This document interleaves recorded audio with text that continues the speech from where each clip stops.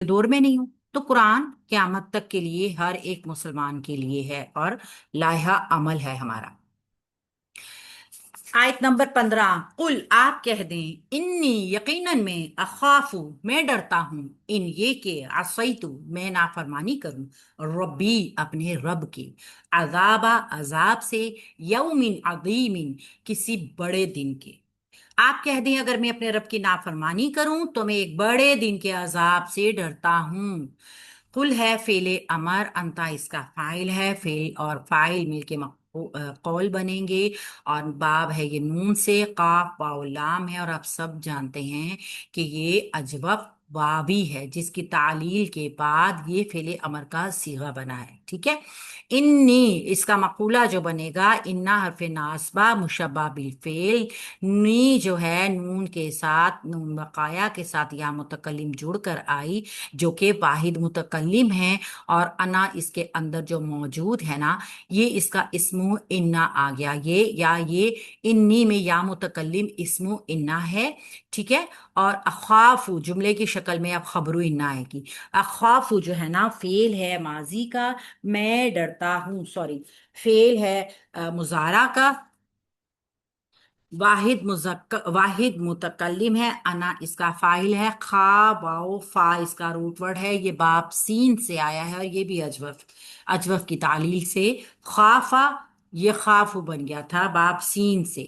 سمیع یسمعو، ٹھیک ہے، تھا یہ اصل میں کیا،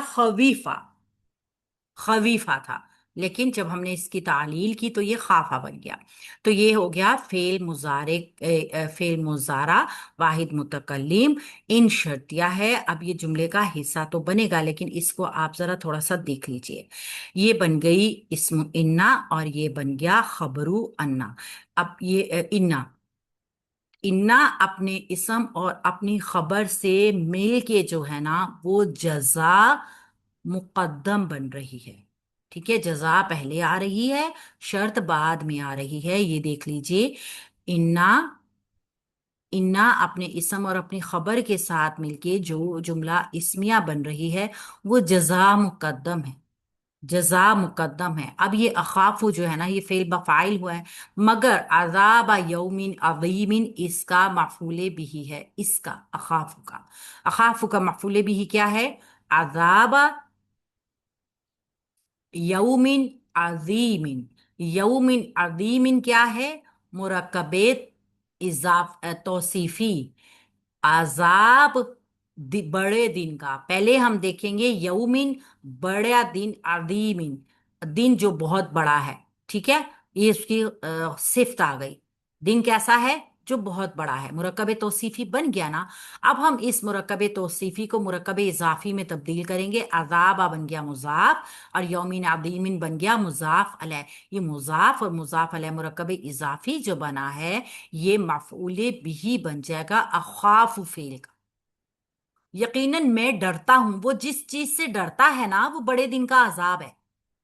ٹھیک ہے، یقیناً میں بڑے دن کے عذاب سے ڈرتا ہوں، تو یہ اس کے ساتھ اٹیچ ہوا، آپ ریکارڈنگ میں بھی اچھی طرح سن لیں گی، آپ کو سمجھ آ جائے گی، یہ جملہ جو ہے یہ جزا مقدم بن گیا۔ جیسے ہم جملہ شرطیہ دیکھتے ہیں نا، پہلے شرط آتی ہے پھر جواب شرط آتی ہے، تو یہ جواب شرط پہلے آ گیا ہے، مقدم ہو گیا ہے، شرط بعد میں آ رہی ہے۔ اگر ان شرطیہ عصیتو فعل ماضی ہے نا واحد متکلم، اس لیے یہ مجزوم نہیں ہوا، عصیتو میں نافرمانی کروں، فعل ہے مضارع کا، باب بعد ہے، صیغہ واحد متکلم ہے، اور انا اس کا فاعل آ گیا، ربی اپنے رب کی، اگر میں نافرمانی کروں اپنے رب کی، ربی مرکب اضافی ہو گیا اور مفعول بھی بن جائے گا عصیتو فعل کا، ٹھیک ہے۔ تو عصیت فعل اپنے فاعل اور مفعول بھی کے ساتھ مل کے جملہ فعلیہ شرطیہ بنا، یہ جملہ فعلیہ شرطیہ مؤخر ہو کر آیا ہے کیونکہ اس کی جو جواب شرط ہے وہ پہلے آ گئی، اگر میں اپنے رب کی نافرمانی کروں تو میں ایک بڑے دن کے عذاب سے ڈرتا ہوں، ٹھیک ہے نا، ایسے، تو اس طرح جزا مقدم اور شرط مؤخر مل کر قالا کا مقولہ بن گیا۔ یہ اس طریقے سے جملہ وائنڈ اپ ہو گیا. آپ اس کے ریکارڈنگ میں دیکھیں گے نا تو آپ کو اور اچھے طریقے سے سمجھ آ جائے گی. اگر تھوڑا سا کسی کو ہو تو وہ کلاس کے بعد پوچھ سکتا ہے. اب یہاں پہ بتایا کیا گیا ہے؟ اللہ اپنے نبی صلی اللہ علیہ وآلہ وسلم کے ذریعے بتا رہے ہیں کہ میں بھی اللہ کی عبادت سے مستثنا نہیں ہوں، کہ میرے اوپر کوئی قانون لاگو نہیں ہوتا، میں جو مرضی کر لوں. میں بھی اللہ کا پابند ہوں، میں بھی اللہ کا بندہ ہوں. جیسے میں آپ لوگوں سے کہہ رہا ہوں نا کہ آپ اللہ کی بندگی کرو، اللہ تعالیٰ کی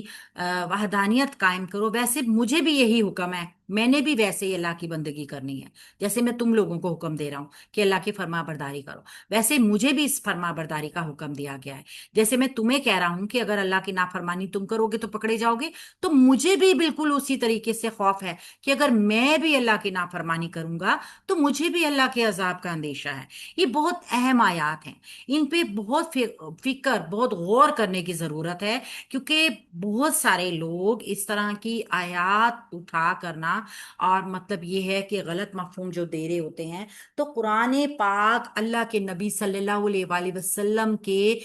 الفاظ مبارک کہلوا رہا ہے کہ میں بھی اللہ تعالیٰ کا خوف رکھتا ہوں، مجھے بھی اللہ تعالیٰ سے ڈر ہے. کس کا؟ بڑے دن کے عذاب کا. یعنی ایک مستقل بات جو اللہ رب العزت اپنے نبی صلی اللہ علیہ وآلہ وسلم سے فرما رہے ہیں کہ میں مستثنا نہیں ہوں، مجھے یہ حکم ملا ہے کہ تم مشرکین میں سے نہ بن جاؤ. اور اسی طرح کی نہیں میں اگرچہ حضرت صلی اللہ علیہ وسلم سے خطاب ہو رہا ہے، لیکن اب آپ اگر پہلو دیکھیں نا یہ، تو یہ ہر اس پیغام دینے والے کے لیے ہے، ہر اس انسان کے لیے ہے جو دین کی تبلیغ کر رہا ہے. اللہ کے نبی صلی اللہ علیہ وآلہ وسلم جس طریقے سے اپنے آپ کو یہ کہہ رہے ہیں نا کہ میں گناہ کروں گا تو مجھے بھی اللہ کی طرف سے خوف ہے کہ مجھے بھی اللہ پاک قیامت کے دن کھڑا کرے گا جواب دہی کے لیے. تو یہاں پہ جب لوگ کوئی اللہ کا پیغام دے رہے ہوتے ہیں، یا کوئی بھی داعی جو ہے وہ جو اللہ کی دعوت دے رہا ہے، تو وہ اپنے لیے بھی یہ خوف رکھے. وہ کہتے ہیں نا اپنے کچھ اس طرح کا ہے